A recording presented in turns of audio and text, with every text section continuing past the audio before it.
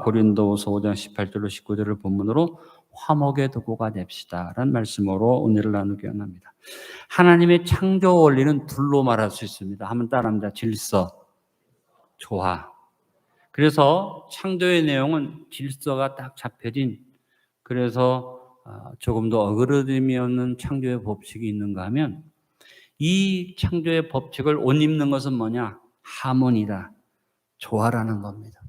질서는 안에 내재되어져 있는 하나님의 창조 원리고, 조화는 바깥으로 드러나는 하나님의 창조 원리라고 볼 수 있습니다. 그래서 하나님이 질서와 조화를 이루는 그와 같은 일들을 위해서 우리에게 주신 좋은 말이 함께라는 말입니다. 하나님이 우리 가운데 질서와 조화를 이루시기 위해서 함께 하시기 때문에 그 이름을 임마누엘이라 하라. 하나님 우리와 함께 하신다는 거죠. 그래서 질서는 안에 내재되어져서 흔들리지 않는 중심이 있어야 하고, 바깥으로는 경직되어져서 편파적인 게 아니라 모든 것을 다 어우를 수 있는 그런 조화가 이루어져야만 합니다. 그래서 하나님은 우리에게 질서와 조화를 이루시면서 나와 함께 하셔서 은혜를 베풀어 주셨습니다. 마귀 사탄도 하나님을 흉내냅니다. 그래서 하나님의 조화를 흉내냅니다. 근데 마귀의 조화는 뭡니까? 겉으로는 흉내를 내서 평화를 하는 것 같고 하나 되는 것 같은데, 이 안에 마귀의 역사는 안에 질서가 없습니다. 무질서합니다. 하나 예를 들어 말하면, 김정은과 우리가 대화를 하면 얼마든지 화목하게 대화도 하고 교제도 할 수 있는데, 문제는 뭐냐면 그 안에 김정은이라는 이 공산당 세력의 안에 무질서와 폭력과 인권을 유린하는 잔인함이 있는데 어떻게 평화가 되겠어요? 이와 같은 면에 볼 때 사탄도 흉내를 냅니다. 그래서 사탄이 화목을 하고 조화를 이룬다고 역사하면서 사탄은 어떻게 합니까? 요한복음 10장 10절에 도둑이 오는 것을 주님의 말씀하셨어요. 도둑이 오는 것은 도둑질하고 죽이고 멸망시키려는 것뿐이 없다. 내가 온 것은 양으로 생명을 얻어 더 풍성히 얻도록, 그 안에 솟아나는 축복이 있기 때문에 조화를 통해서 이루어 주신다는 것입니다. 사탄은 겉으로는 화목하고 겉으로는 조화를 이루는 것 같으나 그 안에 무질서를 가지고 어떻게 합니까? 우리를 아름다운 자리로, 변화의 자리로 끌고 온 게 아니라 우리를 변질시킨다. 여러분, 자꾸만 제가 이 거짓말하는 사람들하고 공산당하고 대화하면 안 된다는 게 뭐냐면, 그렇게 해가지고 우리가 그들을 변화시킬 수 있는 힘이 있으면 모르는데 변화시키는 것보다 우리가 변질되기 쉽다는 것입니다. 그래서 여러분, 우리가 항상 이 화목이라는 말을 잘 생각해야 됩니다. 하나님이 이루시는 조화, 영어로 말하면 하모니죠. 이 하모니는 그 안에 질서가 있기 때문에 변질이 아니라 변화를 가져옵니다. 여러분, 음악이라는 것이 참 묘한 겁니다. 하나님이 우리에게 준 축복 중에 가장 큰 것이 음악이라고 생각합니다. 음악의 화음, 하모니는 어떤 일을 벌립니까? 우리 안에 변화를 가져옵니다. 마음이 울적할 때, 답답할 때 음악을 들으면 평안이 오고 기쁨이 오고 마음속에 어떤 용기가 생길 수 있죠. 그러면 그 하모니 속에 뭐가 있습니까? 리듬이라는 박자가 정확하고 멜로디가 선명해서, 그래서 리듬과 멜로디가 살아있는 가운데 하모니를, 아름다운 음악이 우리를 얼마나 복되게 하는지 모릅니다. 근데 세상이 점점 이상해져 가면서 음악에 어떤 일이 벌어지기 시작합니까? 사람들을 바꾸긴 바꾸는데, 사람들의 마음속에 뭔가 변화를 가져오긴 하는데, 그것이 좋은 방향이 아니라 자꾸 폭력적이고 또 염세적인 것을 가져오는, 그래서 그런 음악들을 보면 어떻게 안에 무질서하죠. 리듬도 왔다 갔다 변박이 생기면서, 그다음에 멜로디 자체가 듣기에 아름다운 멜로디라기보다는, 그래서 나중에 가서는 랩이라는 게 나와가지고 그냥 자기가 하고 싶은 얘기를 음악 속에 집어넣고 막 뚜뚜뚜뚜뚜뚜 떠들면 그것을 하나의 음악의 장르로 받아들여요. 물론 제가 뭐 음악의 장르를 가지고 비판할 그런 자격이 있는 것은 아니지만 아무리 생각해봐도 그렇다. 여러분, 오늘 우리가 찬양을 불렀는데 이 찬송, 주여 나를 평화의 도구로 써줘서, 이 찬송 속에서 여러분의 마음속에 평안이 오고 또 마음속에 위로가 오고 힘이 넘쳐난 줄로 압니다. 그래서 우리가 생각할 건 뭐냐면, 하나님이 이루시는 조화는 그 안에 질서가 있기 때문에 뭘 가져온다? 변질을 가져오는 게 아니라 변화를 가져온다. 그래서 우리가 화목과 평안을 말하면서 타협해가지고 변질되어서 밑으로 떨어지면 안 돼요. 우리는 화목을 이루기 위해서 그 사람 상대방하고 같이 되는 것 같으나 결과는 더 좋은 자리로 변화시켜가는 일을 해야만. 그것을 바울이 고백을 했어요. 고린도전서 9장 18절 24절은 아주 중요한 고백입니다. 같이 한번 고백해 봅니다. 그런즉 내 상이 무엇이냐? 내가 복음을 전할 때 값없이 전하고 복음으로 말미암아 내게 있는 권리를 다 쓰지 아니하는 이것이로다. 내가 모든 사람에게서 자유로나 스스로 모든 사람에게 종이 된 것은 더 많은 사람을 얻고자 함이라.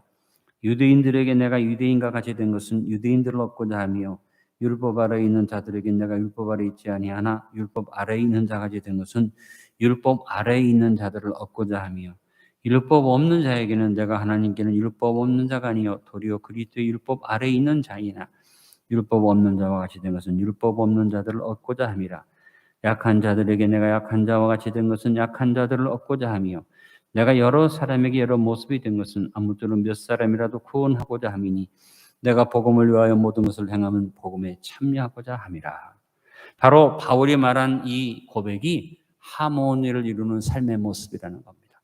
내가 믿음이 있고 기준이 분명하고 나는 율법을 철저히 지키고 나는 말씀대로 살기 때문에 전혀 그렇지 않은 사람들과는 하나가 되지 못하고 그래서 독선적이고 자기만 잘났다고 하는 그런 믿음이 아니라 바울은 그런 중심이 흔들리지 않았지만 그가 바깥으로 드러나는 모습은 화목을 이루어서 율법 없는 사람에게는 없는 사람처럼 있는 자에게 있는 자처럼 약한 자에게는 약한 자처럼 강한 자에게는 강한 자처럼 했다는 겁니다.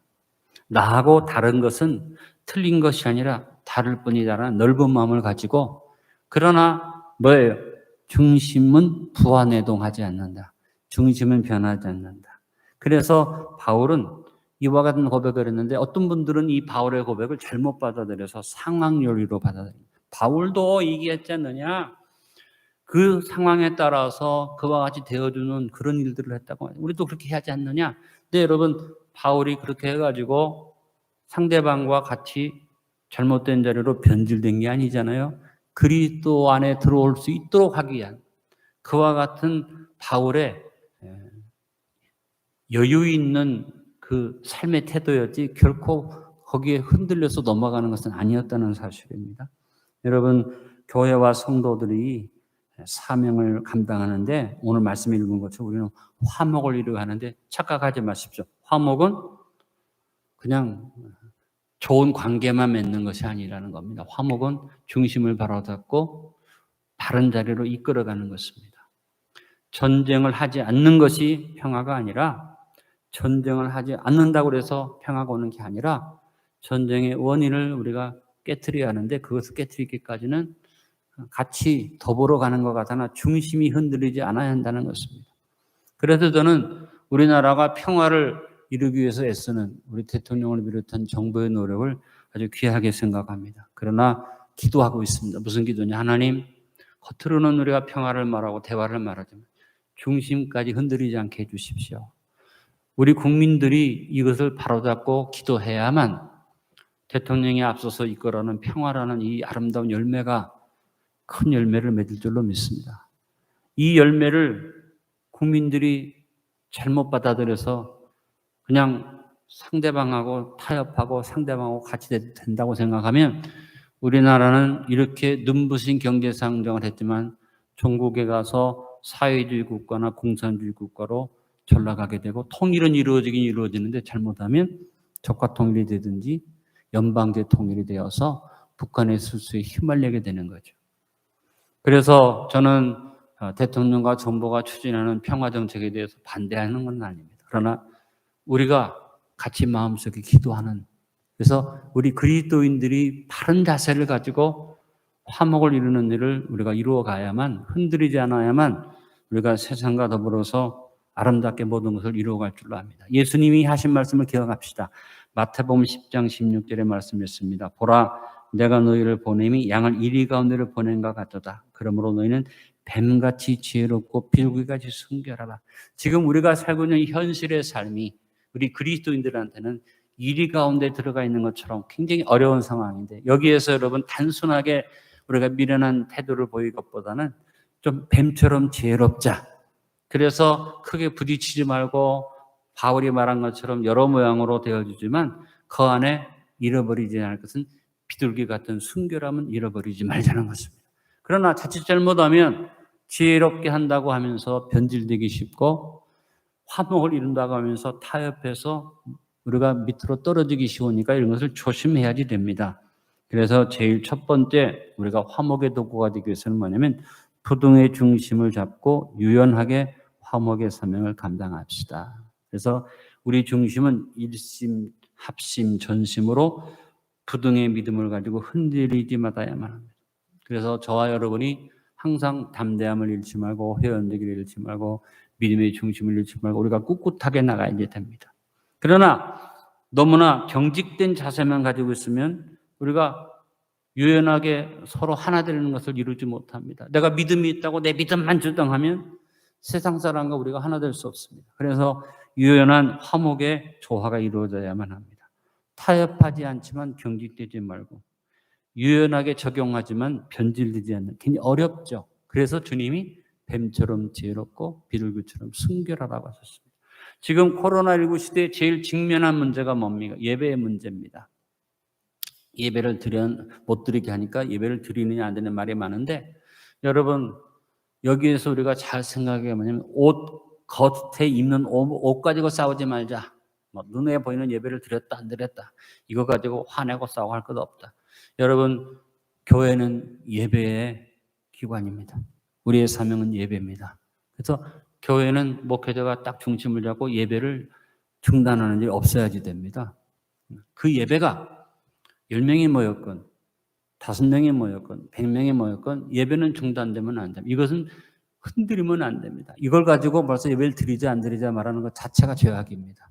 그러나 우리는 예배를 드려야 한다. 예배 못 드리게 하면 안 된다. 그래서 싸우고 심지어는 목숨 걸고 우리는 순교하겠다고 그렇게 대들고 나가면 세상하고 하나 될 수가 없습니다. 세상 사람들은 예배에 대한 이해가 없습니다. 믿음에 대한 이해가 없습니다. 그러니까 코로나19가 창궐 하니까 예배 좀 잠시 중단하면 안 되겠느냐. 이거 세상의 주문인데 이것을 놓고 우리가 핍박을 받는다. 목숨 걸고 싸우겠다. 예배를 못 드리게 하면 나는 순교를 각하고 저항하겠다. 이렇게 나가면요. 우리가 유연한 태도를 잃어버리는 겁니다. 바울이 뭐라고 그랬습니까? 율법이라는 것은 굉장히 중요한 건데 바울의 이야기가 어떻게 보면 굉장히 위험한 얘기인 게 뭐냐면 율법 없는 자와 율법 있는 자는 천지 차이입니다. 근데 바울은 율법 없는 자긴 율법 없는 자처럼 율법 있는 자긴 율법 있는 자처럼 자기가 모든 것을 잘 조절을 하면서 나가겠다. 그래서 바울이 박쥐새끼처럼 여기 붙었다 저기 붙었다냐 그게 아니라 바울의 중심은 딱 잡혀 있습니다. 오직 예수 그리스도, 오직 하나님 한 분, 오직 예배, 오직 충성, 오직 헌신, 오직 하나님 앞에 순종하는 것. 그러나 이것이 겉으로 드러나서 믿음의 이해를 가진 사람한테는 그런 것들을 드러낼 수 있지만 믿음을 이해하지 못하는 사람한테는 이것을 굳이 그렇게 강하게 드러내지 않고 그 사람들을 통해서 대화를 하고 그들을 끌어서 어디로 끌어가냐는 겁니까? 자기 중심 안으로 들어오게 하는 것이 바울의 목적이었다. 여러분 지금 코로나19를 당하면서 우리가 세상과 굉장히 중요한 관계 속에 놓여 있습니다. 우리들의 믿음만을 생각하고 철저하게 나는 믿음을 지키기 위해서 순교하겠다. 그리고 예배를 방해하면 목숨 걸고 싸우겠다 하고 하면 내 믿음은 하나님 앞에 인정받을 수 있겠지만 우리에게 주어진 사명은 잃어버리는 일이 됩니다. 한 명이라도 구원해야지 됩니다. 하나님을 모르고 예배에 대해서 이해가 없는 사람들을 이해시켜야지 됩니다. 막말로 말해서 목숨 걸고 순교하고 예배를 드리자고 하고 했는데 교회 안에 확진자가 막 일어나기 시작하면 방법이 없어요. 문을 닫아야지 돼요. 그와 같은 극단적인 상황을 생각하면서 옷을 잘 입자는 겁니다. 우리가 예배를 열심히 드려. 우리가 어려운 가운데서도 한시 예배를 만든 이유가 뭐냐? 한시 예배가 몇 명이나 나오겠나 할지 모르지만 앞으로 계속 우리 출석이 늘어나게 되면 거리두기를 통해서 자리가 차고 넘치게 되면 우리가 나중에는 강제적으로라도 한 세배로 올려서 이거 규정을 지켜가려고 하는 겁니다. 우리가 예를 들어서 100명 교회가 인원 제한 15명, 20명으로 제한한다면 그것 때문에 예배 못 드린다고 말하지 말고 얼마든지 방법을 찾아서 비대면 예배도 드리지만 목회자가 수고하면 됩니다. 예를 들어서 100명 교회 출석이 7, 80명이면 예배를 우리 교회처럼 한 번 드리던 교회가 3번, 4번 드리면 모이는 숫자에 문제없이 할 수 있잖아요. 우리가 방법을 찾자는 거죠. 항상 우리는 주님 안에서 부동의 중심은 잡혀져 있으나 유연하게 화목의 사명을 감당하자는 것입니다. 여러분이 이것이 중심이 딱 잡혀서 흔들리지 않고 화목의 사명을 감당하시길 바랍니다.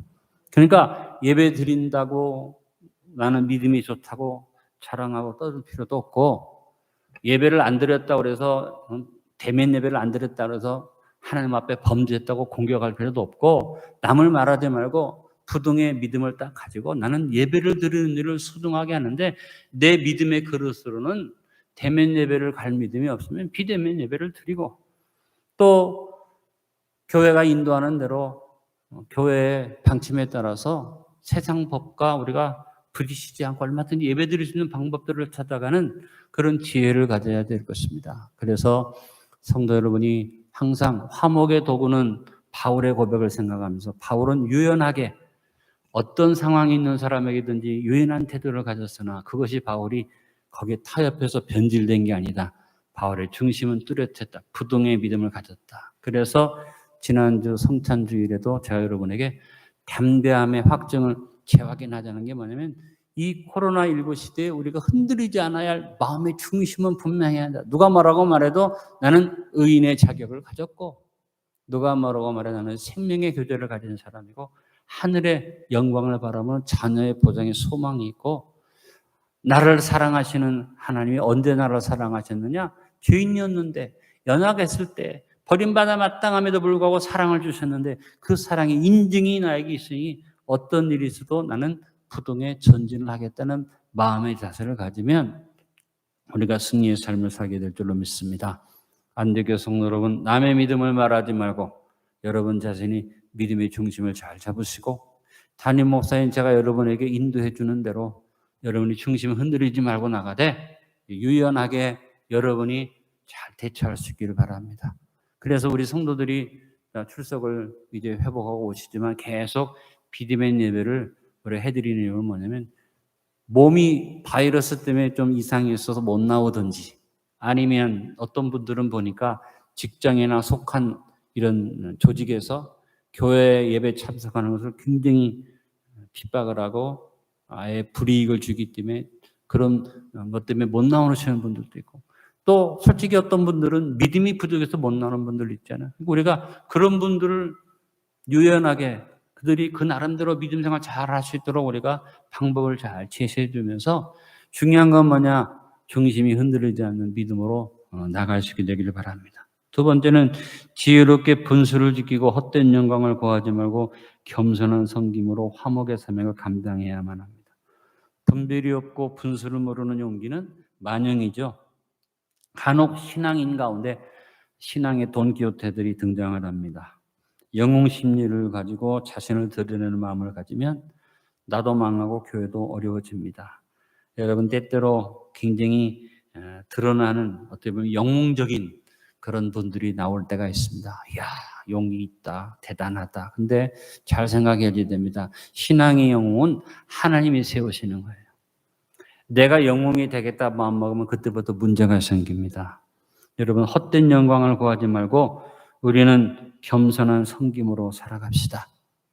어떤 일이든지 내가 다 하려고 하면 안 됩니다. 다윗을 보니까 성전 건축을 하려고 했는데 하나님이 성전 건축 하지 말라 하니까 다윗은 하나님의 명령대로 자기 역할을 더 이상 넘어서지 않았어요. 그러나 그가 포기하지 않고 성전 건축 준비를 다 했습니다. 여러분, 예수님의 겸손을 우리는 배워야 됩니다.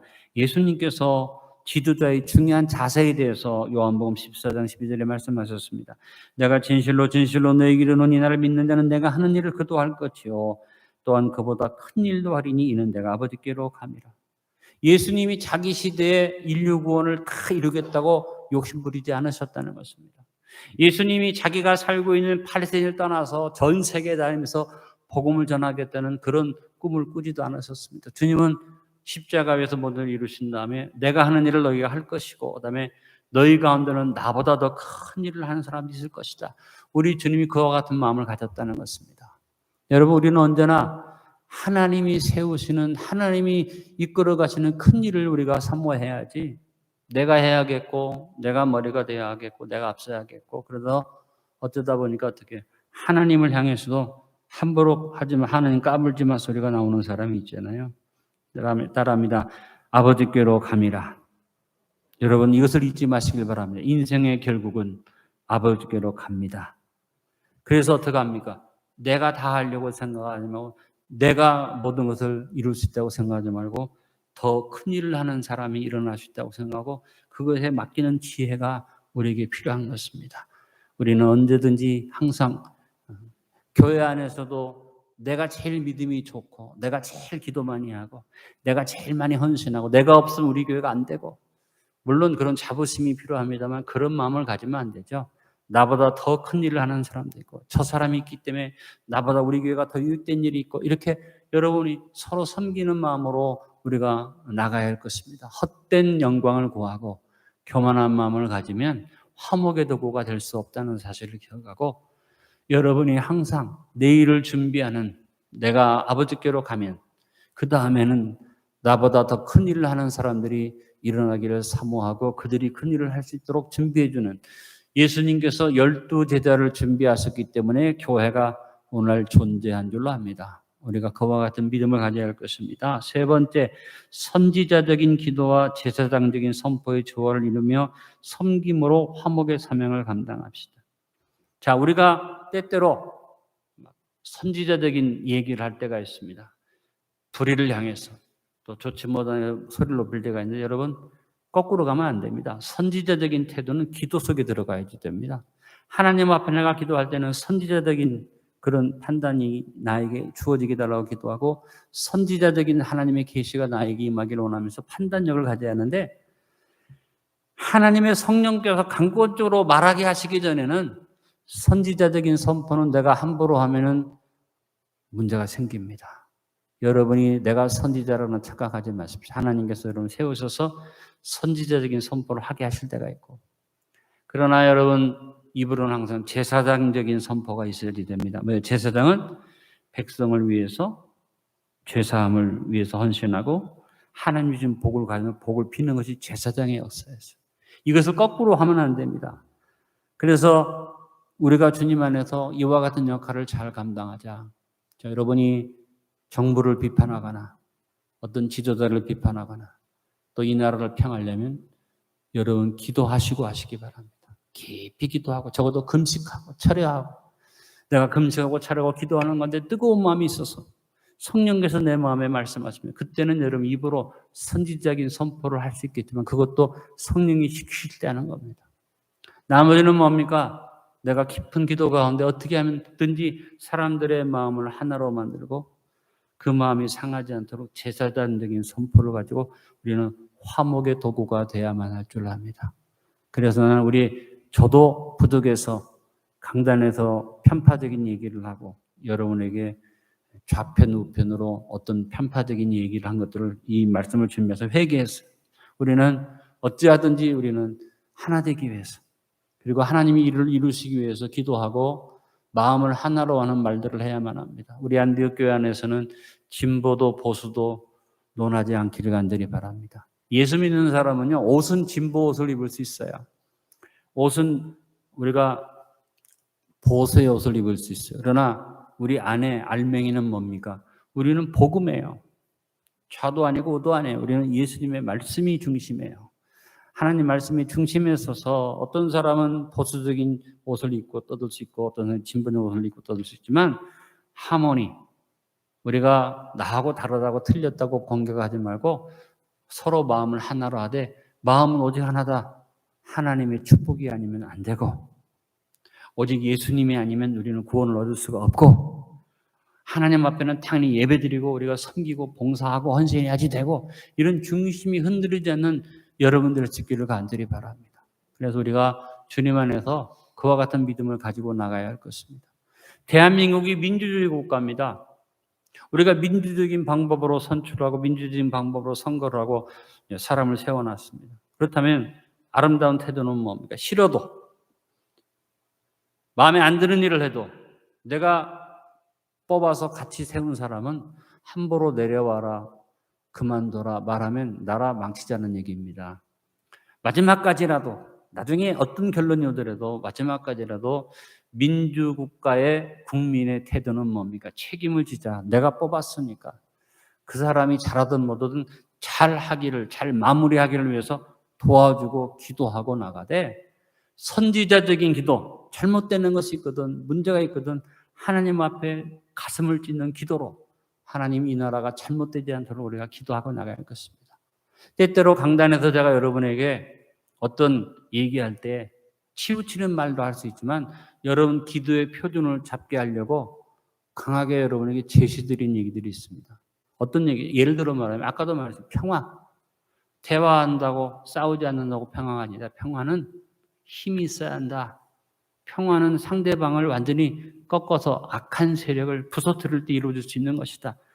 그거는 제가 우리 정부의 어떤 정책을 비판하는 게 아니라, 나는 아까 말씀드렸잖아요. 대통령이 앞장서서 북한과의 평화를 말하는 것은 우리가 정책이니까 인정하고 수긍하고 잘 되기를 바라지만 중심이 흔들리면 안 되니까 우리는 기도하면서 하나님, 우리 중심이 흔들리지 않게 하시고, 북한 공산당이 겉으로는 우리가 대화하고 나가지만 완전히 괴멸되고 무너지게 해 주시옵소서. 여러분 보십시오. 김정은의 세력이 완전히 꺾어져서 저것이 완전히 파괴되지 않고는 대한민국의 평화가 올 수가 없는 것은 뭐냐면, 아주 뿌리 깊이 근본적으로 적화 통일을 목적하고 자기의 유익을 취득하고자 하는 마귀의 권세인데, 이거 깨져야지 우리가 대화로 풀 수는 없는 것이죠. 이것을 우리가 분명히 하자는 겁니다. 그래서 제가 때때로 여러분에게 한마디씩 던지는 것은 기도하자는 얘기니까, 목사님이 그렇게 말했으니까 이게 틀려, 그 말하지 마시고 기도하자는, 기도로 제안하는 선지자적인 기도 제목을 드리는 겁니다. 우리가 항상 선지자적인 기도를 가지고 하나님 안에서 어쩌든지 화목의 도구로서 모든 일을 이루어갈 수 있기를 간절히 바랍니다. 네 번째, 화목의 도구가 되기 위해서는 절대 긍정적인 적용과 선견의 안목으로 화목의 사명을 감당해야만 합니다. 여러분, 우리는 매사에 긍정적인 적용을 하자. 항상 모든 일에 긍정적으로 생각하자. 쉽게 얘기하면 뭐냐면, 코로나19도 우리가 긍정적으로 해석하면 하나님 앞에서 두려워하지 않게 됩니다. 여러분, 백지 한 장이 있는데 백지 한 장에 점이 하나 찍혔어요. 보여주면 대부분의 사람들은 점이 있다, 점이 크다, 점이 작다, 점이 있기 때문에 이 백지를 쓸 수가 없다. 이것이 보통 사람들의 견해입니다. 그러나 따지고 보면 백지가 더 크죠. 점은 한 부분입니다. 우리가 코로나19는 점 한 부분과 같아요. 많이 확산되고 있지만 우리 인류 전체를 놓고 보면 한 부분에 지나지 않습니다. 코로나19 걸린 사람보다 안 걸린 사람이 훨씬 더 많고, 코로나 바이러스 인해서 고통당하는 사람보다 거기에 상관없이 사는 사람이 훨씬 더 많은데, 이게 확산될까 봐 두려워하는 것이죠. 긍정적인 적용을 하자는 겁니다. 하나님 안에서. 그래서 무슨 생각을 해야 됩니까? 왜 코로나19 바이러스를 없애지 않고 왜 우리에게 이렇게 어려움을 줍니까가 아니라, 하나님 전체가 다 바이러스로 죽을 수밖에 없는 것을 하나님이 일부분 묶어주셔서 이것이 전체로 가지 않고 우리가 그래도 이 바이러스 속에서 건강을 지키고 살게 해주시니 감사합니다. 긍정적인 적용이 필요하다는 거죠. 여러분, 마스크를 지금 쓰고 계시는데 마스크 때문에 불편하고 힘들지만 우리 윤미가 그런 얘기했어. 아빠, 지우가 항상 이제 가을이 다가오면 감기 걸려서 킥킥거리고 그냥 기침하고 그러는데 이번에는 전혀 그런 게 없어요. 왜? 마스크를 썼더니. 여러분도 마찬가지, 어른들도 마스크를 쓰고 있으면요, 웬만한 이런 잡병들이 넘어갈 수밖에 없는 건강에 우리에게 필요한 일들이 되니까 여러분 좀 긍정적인 적용을 할 수 있기를 간절히 바랍니다. 코로나19 때문에 교회가 예배도 못 드리고, 하지만 저는 아주 긍정적으로 생각하는 뭐냐면, 코로나19가 아니었으면 저 신천지를 어떤 수로 막아요? 신천지는요, 정말 우리 힘으로 막을 수가 없었어요. 근데 코로나19로 한 방에 하나님이 신천지를 해결해 버리셨어요. 코로나19를 만나서 이렇게 확진자가 많이 나온 교회 다는 아니지만 대부분이 뭐예요? 이상한 짓을 하는 교회들이에요. 우리도 예수 안 믿는 사람이 공격도 하지만 우리 예수 믿는 사람끼리 봐도 뭔가 하는 짓이 꼬롬하고 뭔가 이상한 짓을 하는 교회들이 다 그런 일이 벌어지면서 하나님께서 그런 교회들을 이렇게 갈라내셨다. 선교단체가 하나 있습니다. 이 선교단체가 굉장히 열심히 하는데 독선적이에요. 교회하고 협력을 안 해요. 교회에서 일하는 일꾼들을 전부 다 자기 선교에 갖다 집어넣고 자기들이 최고라고 그래요. 근데 하나님께서 이것을 드러내셨어요. 그래서 그렇게 앞장서서 독선적으로 행하는 사람들이 이제는 발목이 잡혀버렸어요. 이건 교회가 할 수 없어요. 왜? 뭐 이단이나 사이비가 아니니까 교회에서 잘못하면 핍박한다 하니까. 근데 하나님이 그들의 발을 묶으셨어요. 그래도 불구하고 어떻게? 그래도 목숨 걸고 선교로 간다고 그렇게 그 독선적인 면이죠. 그것이 교회 전체적인 모습은 아니잖아요.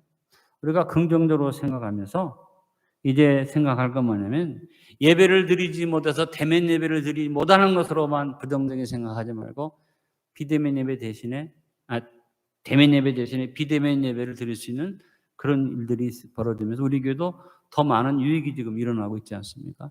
여러분이 수시로 얼마든지 카톡 안에 들어와서 말씀을 듣고 나누고 예배를 한번 지나가면 끝인데 예배가 다시 한번 보고 싶으면 카톡에 들어와서 지나간 예배를 또 한번 볼 수 있고 이런 긍정적인 면들을 우리가 자꾸 적용을 잘 해서 보다 더 나은 내일을 열어가고 그다음에 선견의 안목을 우리가 열어가자.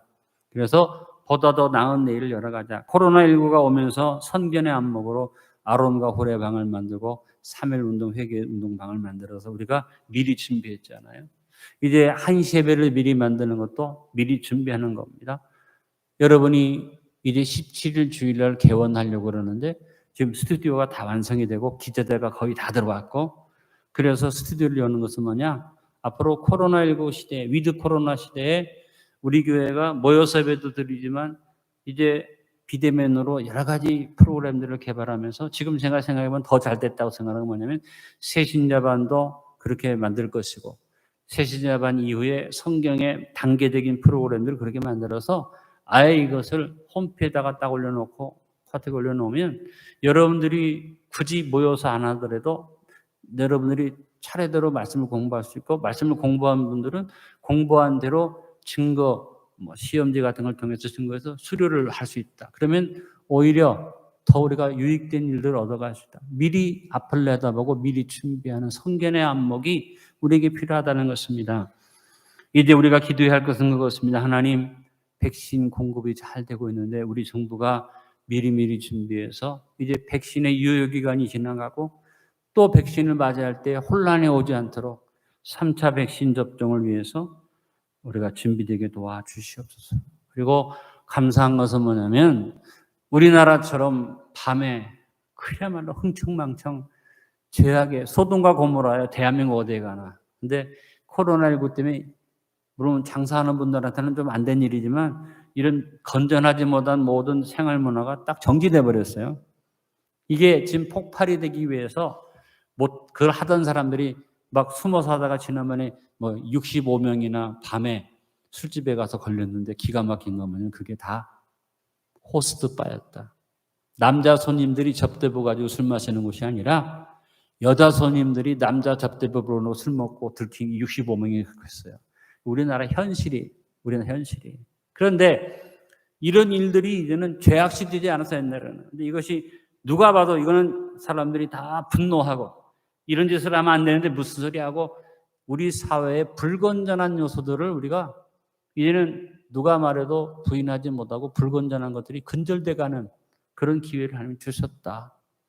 또 이번 기회에 우리가 더 생각할 건 뭐냐면 이제 우리가 먹는 것도 조심해야겠구나. 그래서 식생활 개선도 하고 좀 긍정적인 방향으로 적용하고 선견의 안목을 열어가되 여러분 우리 안디옥교회가 미리 앞을 내다보고 준비하는 교회가 될 수 있기를 바라고 여러분도 그와 같은 아름다운 역사를 이루어갈 수 있기를 간절히 바랍니다. 결론을 맺습니다. 코로나19를 지나가며 포스트 코로나19를 준비하며 무엇보다 우리 화목의 도구가 됩시다. 부동의 중심을 잡고 유연하게 화목의 사명을 감당하며 지혜롭게 분수를 지키고 헛된 영광을 구하지 말고 겸손한 섬김으로 씁시다. 선지자적인 기도와 제사장적인 선포에 조화를 이루며 섬기며 절대 긍정적인 적용과 성견의 안목으로 화목의 사명을 감당하는 저와 여러분 되어지기를 바랍니다. 아버지 감사합니다. 우리가 주어진 사명을 잘 감당해서 화목의 도구 되게 하시고 화목의 사명을 감당하게 하심으로 우리에게 주어진 삶을 잘 가꾸어 갈 수 있도록 도와주옵소서. 독선적인 모습을 버리고 우리가 바울처럼 모든 면에서 모든 사람과 함께 더불어 살아가는 조화된 삶의 모습을 보이되 변질되거나 또 내가 뒤로 퇴보하는 것이 아니라 그 사람들을 예수 안으로 이끌어들일 수 있는 영적인 강함이 우리에게 있기를 원합니다. 우리 안디옥 교회가 세상과 기름과 물처럼 떨어져서 세상에서 동떨어진 존재가 아니라 세상과 함께 어우르면서 그 세상과 함께 우리가 같이 어울리지만 거기에 변질되는 것 아니라 세상에 있는 사람들을 주 안으로 인도할 수 있는 영적인 힘이 우리 성도들에게 강하게 주어질 수 있도록 도와주옵소서. 비대면 예배를 드릴 수밖에 없는 이 암울한 시대를 한국교회가 어떻게 이것을 뚫고 나갈 것인가 깊이 우리가 생각하면서 보다 더 나은 내일을 주시는 주님 앞에 더 나은 내일을 열어가시는 지혜를 얻을 수 있도록 축복하시고 인도하여 주옵소서. 예수님의 이름으로 기도하옵나이다. 아멘.